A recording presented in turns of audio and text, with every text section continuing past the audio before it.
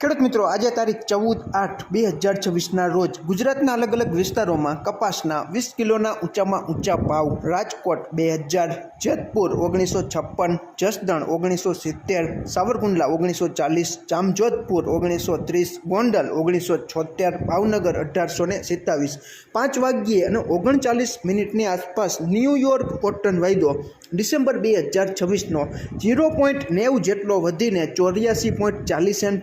એનસીડેક્સ ઉપરનો આપણો કોકુડકલ કપાસિયા ખોળનો ઓગસ્ટ 2026નો વાયદો 125 રૂપિયા જેટલો વધીને 4300 અને સપ્ટેમ્બર 2026નો વાયદો 56 રૂપિયા જેટલો ઘટીને 3726ની આસપાસ ચાલી રહ્યો છે.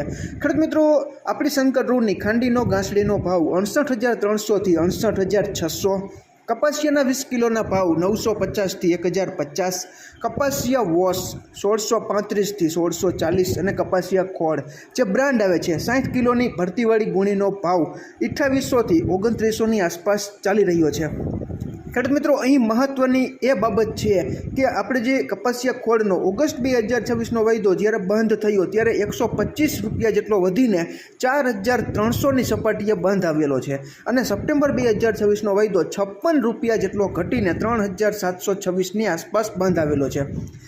ઓગસ્ટ અને સપ્ટેમ્બરનો જે ઘટાડાનો જે દોર છે, ટૂંકમાં ઓગસ્ટની સરખામણીમાં સપ્ટેમ્બર મહિનાના કપાસિયા ખોળના વાયદામાં 574 રૂપિયાનો ઘટાડો છે, અંતર છે તે જોવા મળી રહ્યું છે. કારણ કે નવા કપાસની આવક છે તે ગુજરાતના ઘણા ખરા વિસ્તારોમાં થઈ ચૂકી છે અને આવનારા સમયમાં નવા કપાસની આવકોમાં વધારો થશે. તેને લીધે પણ કદાચ કપાસિયા ખોળનો ઓગસ્ટ કરતાં સપ્ટેમ્બરનો જે વાયદો છે તે ઘટી રહ્યો હોય તેવું મને લાગી રહ્યું છે. બાકી આપણને ખબર જ છે કે ઓગસ્ટ 2026નો વાયદો હવે ગમે તેટલો વધે, પરંતુ મહત્ત્વનો સપ્ટેમ્બર 2026નો વાયદો છે. કારણ કે ઓગસ્ટ મહિનાનો વાયદો 20 તારીખે એક્સપાયરીની નજીક છે. આજે 14 તારીખ, 15-16 રજા, એટલે 4 દિવસ ચાલુ રહેશે. હવે આપણા માટે સપ્ટેમ્બર 2026નો કપાસિયા ખોળનો વાયદો મહત્ત્વનો છે અને આજે 56 રૂપિયાના ઘટાડા સાથે 3726ની આસપાસ સપ્ટેમ્બર 2026નો વાયદો આપણને જોવા મળી રહ્યો છે. ટૂંકમાં ઓગસ્ટ અને સપ્ટેમ્બર વચ્ચેનો જે ઘટાડાનો જે દોર છે તે 574 રૂપિયા જેટલો અત્યારે છે. એટલે કોઈ ખેડૂત મિત્રો પાસે કપાસ હોય તો તમારા કપાસનો તમને યોગ્ય અને સંતોષકારક ભાવ મળતો હોય તો તમારી રીતે કપાસ રાખવો કે વેચી નાખવો તેનો નિર્ણય લઈ શકો છો.